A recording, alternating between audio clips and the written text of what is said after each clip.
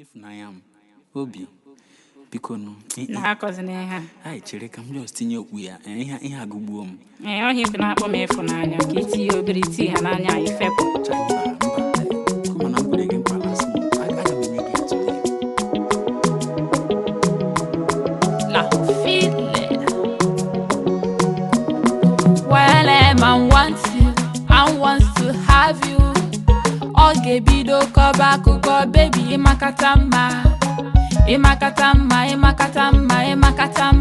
why baby oh, kind of rumba, come be my woman, come feel me woman, I go give you everything, yegi any love, make you my number one, give you month allowance, take you to Dubai, money get luli bem, baby got lili bem, kanje toya kuko, nani pere, kamsaja kuko.